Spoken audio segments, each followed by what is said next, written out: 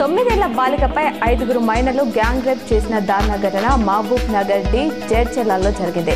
ఓ కాలనీకి చెందిన బాలిక ఇంట్లో ఒంటరిగా ఉండగా ఈ ఆకృత్యానికి పాల్పడ్డారు. తల్లి ఆరా తీయగా బాలిక జరిగిన విషయం చెప్పింది. శ్రీరామ్ సాగర్ ప్రాజెక్టులోకి ఎగువ నుంచి ఇన్ఫ్లో తగ్గింది. గురువారం ఉదయం 9,778 క్యూసెక్ల నీరు ఇన్ఫ్లోగా వస్తుందని ప్రాజెక్టు అధికారులు తెలిపారు. దిగువకు 774 క్యూసెక్ల నీటిని వదులుతున్నామన్నారు. ప్రాజెక్టు పూర్తిస్థాయి నీటి మట్టం 1,091 అడుగులు. ప్రస్తుతం నీటి మట్టంకు 1,077.4 అడుగులు నీరు నిల్వ ఉందన్నారు.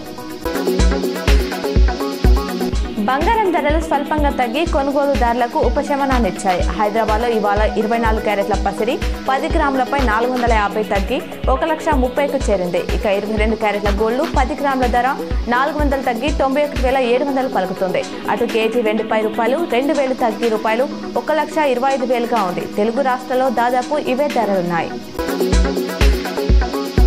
నిజామాబాద్లోని రాజారాం స్టేడియంలో ఈ నెల 29, 30 తేదీలో నిర్వహించిన సౌత్ జోన్ అథ్లెటిక్స్ ఛాంపియన్షిప్ జిల్లా స్థాయి పోటీలో ముగప్పల్ కంజర్ జెడ్పీహెచ్ఎస్ నుంచి 20 మంది విద్యార్థులు పాల్గొన్నారు.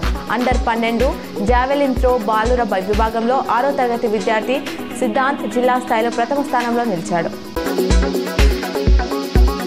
Medchal Shamirpet metro phase 2B project విషయంలో కేంద్ర ప్రభుత్వం పరిశీలిస్తుందని మేడ్చల్ మెట్రో సాధన సమితి వ్యవస్థాపకులు సంపత్ రెడ్డి తెలిపారు.